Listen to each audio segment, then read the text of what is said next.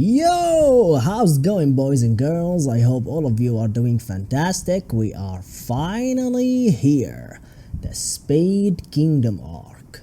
Although this arc is not finished yet, but I'm gonna do a video about it anyway. Probably the craziest of the series thus far. It is fire though at the moment. One great episode after another greater one. But before we start, thank you guys so much for your support. You guys are awesome. As usual, let's get this video to 10 likes. And don't forget to subscribe to the channel for more amazing content. Also, this recap contains spoilers from the manga. Not much though, so you don't have to worry about it too much, as the anime and the manga are really close, so you have been warned.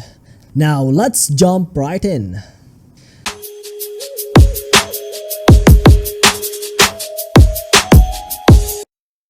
The Moving Fortress. The Spade Kingdom fortress is heading toward the battlefield, and it's powered by people of the kingdom. This kind of demonstration on how evil and brutal the enemy is working as a foundation for the viewers to get excited to kick those guys' asses. The Queen of the Heart Kingdom was informed about this, and we got a glimpse of the new character designs and how far they have grown in the last 6 months. I think they look cool, everyone looks more mature and ready for action. Then the pop champion Asta head immediately over there. Yeah baby, he can fly now. Then right when one of the bad guys was beating a woman, this coward, like a flying missile, Asta comes for the save. Our boy have shoulders for days now. He remind me of the good old days in Dragon Ball Z, when everybody looks like someone who works out 8 times a day. I love it. Looks so badass. After that, Asta starts thrashing everyone around, which was so satisfying to see how powerful Asta has become after the 6 months time. Asta continued beating the living shit out of everybody. Then he got to the captain of the castle, and he was like, I know about your demon power, and your body is covered in poison now. And Asta was like, my body is covered by poison? Who decided that? I am the one who decide. And sliced him away. And Asta's devil showed up on screen for a few seconds. That was so cool, man. This whole sequence was amazing. After that, Noelle and friends arrived on the battlefield. They chat for a while. Of course, Noelle calls Asta an idiot. Then we got our first look on the Dark Triad. Zenon, Veronica, and Dante. They said that they are ready to fight now, and they can reach 80% of their devil's power. I think their design looks really cool, and the whole percent thing adds so much tension to the story, giving an indication and a representation of how much the danger level is escalating. I know some people hate it because they like things to be mysterious, which is okay, but I think this is so much better, in my opinion. Meanwhile, in Hajj village, Sister Lily spotted an unconscious man on the floor, and the show was like, here's an idea to spice up the tension. Elsewhere, Chami was going on a rampage because she can't stop eating. Anyway, with the help of Asta, blah blah blah, they managed to stop her. This part was so annoying, man. I mean, in the middle of this intense moments, we segue to something like this. If they would have done it to break the tension and to make room to breathe for the audience after a while, it would have been fine. But we just started the arc, and after such a long wait too. But whatever, it's fine I guess. On Yuno's side, he was heading over to Hodge village. There he met the dude that was previously found unconscious. Then he told Yuno who he really is. Turns out Yuno is the prince of the Spade Kingdom. Yuno of course didn't believe this, but the guy showed him what happened in the past using a spell. And we found out what Zenon did to Yuno's family. When I first found out about this, honestly, I hated it. However, when I thought about it more, I don't think it's that bad. While all of this happening, Zenon and his soldiers were attacking the Golden Dawn. And the Golden Dawn were getting demolished. Klaus tried to stop them and we had a flashback and everything, but he found out that he is not the main character the hard way. Yuno was informed about this and immediately head over there. When he arrived, he saved Klaus from one of Zenon's disciples that had 40% of the devil's power, and he is on 0 stage. After a while, Yuno was able to defeat him using Spirit of Zephyr. Then Zenon shows up carrying William's body and start boning everyone except Yuno, who managed to defend himself. Yuno saw how his friend was getting killed and start remembering their relationship, which shows how much Yuno cares about his friend and how good his character is. I'm not gonna lie, the more this anime went on, I liked Yuno's character more and more. Anyway, Yuno lost his shift, charged at Zenon, but couldn't break his bone shield because it was constantly regenerating. Then Zenon told Yuno, "You're stage 0. Let me show you something." We got a look on Zenon's devil. And before he wrecked Yuno, he told him, "It's not that yours is small, it's just that mine is way too big. This is for the Spade Kingdom." And the cringe is over. Dude, that was so intense! It's true that none of the characters we know were killed. I guess Black Clover isn't that kind of show. The tension though, the tension of the battle was top notch from beginning to end. Apparently Williams was able to save half of the squad using his tree magic. And they all happened to be from people that we knew their names. This was also the first time Yuno got trolled in the show. It doesn't feel so good, does it, man? Now you have to surpass your limit like everybody else in order to defeat that cocky bitch who killed your squad and your family. There is not much more reason you need. I said this before and I will say it now. Black Clover does a really good job with its character, and it handles war arcs pretty well, much better than other animes. At the Blackpool's hideout, Finral went to fetch Yami, and while they were talking, Henry told them that he sensed something is wrong. What is going on, man? Whoa! Whoa! Whoa! Whoa! Whoa! Whoa! Whoa! Whoa! Whoa! The entire hideout was levitating above the ground by another cocky bitch, Dante. What the duck is going on, man? If this was not intense, I don't know what is. Now that is how you introduce a villain. Asta obviously tried to fight him. Dante was shocked from his anti-magic, but he didn't care that much. After that, he launched a couple of trees on Asta. However, Asta was saved by Rouge.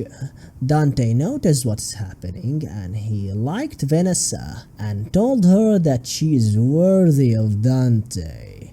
Now that's how we pick up chicks, boys. Dante style. Asta tried to attack him again and he got clapped and pinned to the ground. After that, Coach tried the Shadow Clone Jutsu, however to no avail, as Dante used 50%, which made him warp space. Whoa, whoa, whoa, whoa. Then Asta and Dante had a conversation about how all people are evil, blah blah. And Asta was like, no man, I had evil thoughts, but I suppressed them, and that's what make me a human. Asta is such a good boy. Vanessa tried to save him, but Dante stopped her using 60%. After that, Dante threw a rock-shaped sword at Gouch. Asta, seeing this, lost his shaft, went berserk, and started fighting Dante. Bam bam bam, left and right, and he actually scarred Dante's face, which made him mad. And Asta got trolled again. Ta-ta-da-da! Yami showed up and told Dante if he touched one of his squad, he will tuck him up real bad. This was so epic, but it gets even better as we go on. Trust me, that's the beauty of this arc. Yami and Dante start going at it. Dante told Yami about their plan, that they need him and Williams for a tree to open a gate to the underworld. Classic villain move. To tell the good guys what the plan is. Yami showed Dante the result of his training with an awesome moves, styling on that bitch. In response to this, Dante powered up to 80% of his devil power. Yami got overwhelmed, then it happened. Yami said, I can't do this without you. Asta. This was so cool. And the first time Yami called Asta by his name. Yami is showing a lot of respect for Asta, and like every shonen anime, Asta started having flashbacks about their past, which gave him the strength to get up and to stand next to Yami. Then one of the best fights of the series happened. Yami and Asta versus Dante. During the fight, Asta called out his devil and asked him for more power. The devil said yes, but he wants a part of his body in exchange, as this is a deal with the devil. Yeah, no shift, man. It's good that Asta's relationship with his devil is evolving though. Asta have a new form now. Kind of. But it's look good though. Asta's devil told him that they only have 50 seconds, and that's of course in anime time. Then Asta and Yami start dancing around that bitch. Dante start laughing and told them it's over. And to top this awesome sequence of events, Yami threw his sword to Asta and Asta sliced Dante. Then Asta's devil told Dante, it's over for you, bitch! Suck it! Dante is on the ground. Yay! Yami was about to pick Dante's grimoire, but uh-oh. Yay! Zenon showed up and boned Yami. However, he didn't kill him because they need him for their plan. The Black Bulls tried to stop him but failed. Asta asked his demon for more power, but the devil told him that he's too weak, which is one of Asta's trigger words. While all of that was happening, the Heart Kingdom was getting wrecked by Veronica and her soldier. Luck and others took care of them, showing that the side characters are still relevant. Veronica, or the creepy whore, fought Noelle, Mimosa, and Lolopechka. They almost got her with a trap, but she managed to escape. After that, Megicula showed up, and Noelle charged at her, no fear. Noelle's character significantly became better and better as the series went on. Her determination is fucking cool.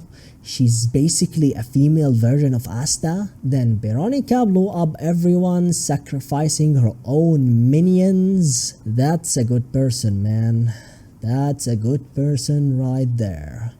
No wonder I called her the creepy whore. But left Noelle because she reminded her of someone, and she told her devil that she had a plan. And because I don't want to make this video so long and I want to alleviate the spoilers as much as I can, I'm gonna fast forward here. Noelle and Mimosa got saved by the elves. Yay, the elves are still here. They decide to train for the ultimate magic. We met a new awesome character, Nacht, the vice captain of the Black Bulls. Great. Yada yada yada, he has a devil and he was a spy on the Spade Kingdom. The captains gathered together. Nacht told them about the plan, which is the gate to the underworld. And the deeper you get, the stronger the demon become. Whatever, they decided to attack the Spade Kingdom. Asta went to train with Nacht to control his devil. Asta and his devil became friends after beating the living shit out of each other. They became BFF nows. That's how we became best friends forever, kids. Beat the living shit out of each other. Because Asta reminded the devil of a woman he met in the past, Asta's mother, who apparently saved him from the Magic Knights after he escaped from the underworld. Then she saved him again from Dante's devil, Lucifero, but sadly it cost her her life. The attack on the Spade Kingdom began. Yuno and Longres, the little bitch, faced Zenon, but mostly Yuno to be frank. Charlotte and Rel faced Veronica, blah blah blah. The gates open, two devils shows up. The Dark Triad power up to 100%. And by the way, Marileona is in the battlefield, which is so cool. And Asta defended the Clover Kingdom from an ancient demon using the Ultra Swag Devil Tuckery Union form, showing the entire kingdom who is boss. Awesome stuff, let's not spoil more. And hope the anime come even better. Let me know what you think in the comment section. Thank you so much for watching.